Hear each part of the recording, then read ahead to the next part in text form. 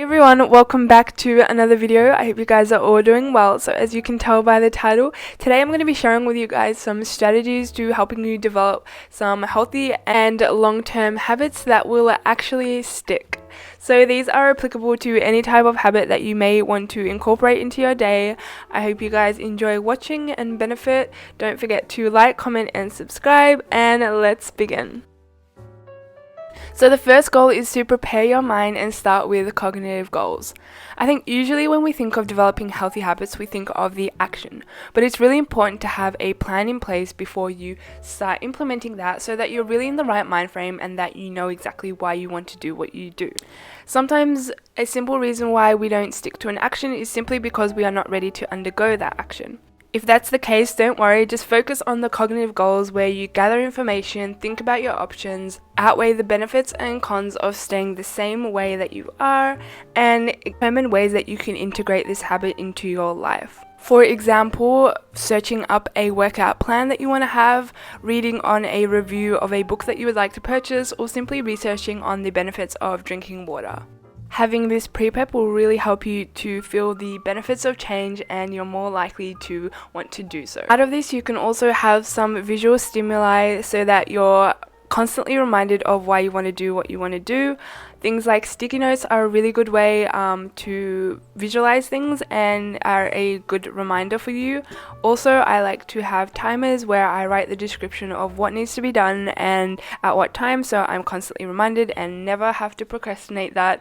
Also, a really good technique is having a calendar system where you write the specific tasks that you want to have at the very top. For example, here was journaling, and each day that you're able to complete that task, just simply ticking that off. I will discuss a little bit more about tracking later on in the video, so keep an eye out for that.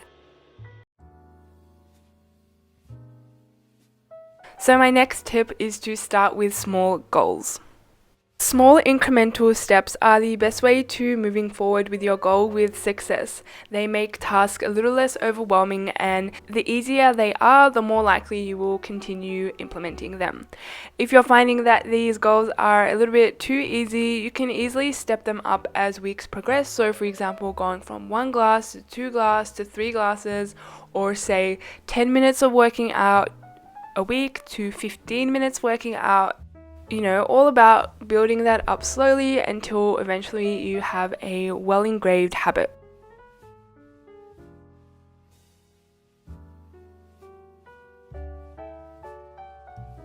Now, my next suggestion is to not so much rely on motivation.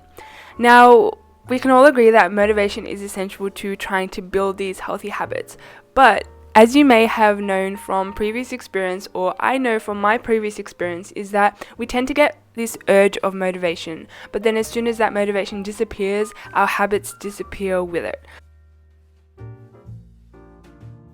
So that's why it's really important to have some type of strategy or system set up in advance to help you cope.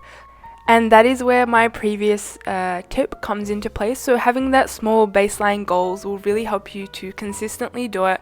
If you say have 5 minutes of stretches in the morning, it doesn't seem overwhelming even if you're unmotivated to do anything.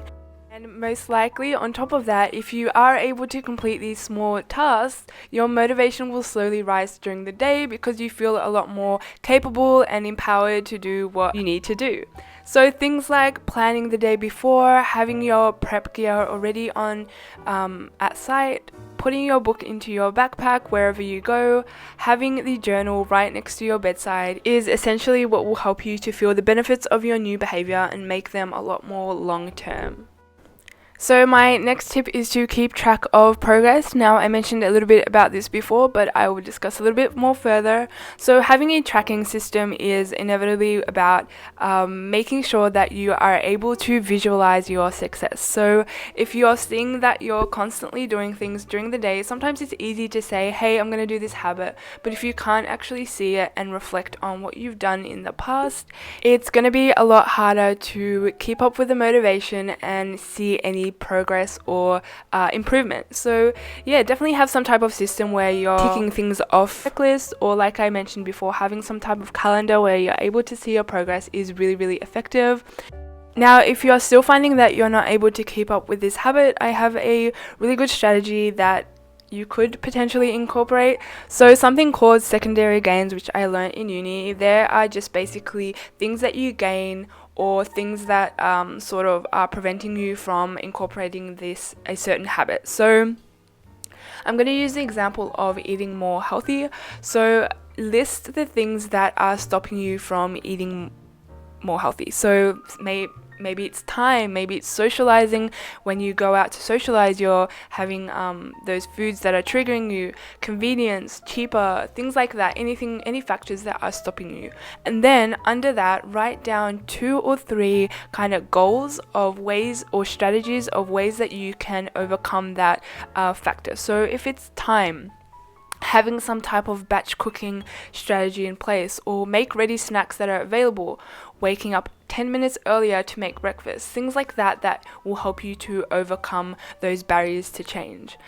Another example is, say, maybe it's cheaper to buy not healthy foods, so buy in bulk things that are already a lot cheaper without packaging, or even make a grocery list so that you're not buying anything extra. Cooking at home is another way to save some money as well. Things like that will just ultimately help you to visualize why exactly are you not able to complete your habit or incorporate those habits. So yeah, let me know if this helped you. I definitely do this all the time, and it's really helped me to, again, cement those habits into place. And my final tip is to find joy in what you do. There is absolutely no point in having a healthy lifestyle if it feels like you're completing a chore every single day.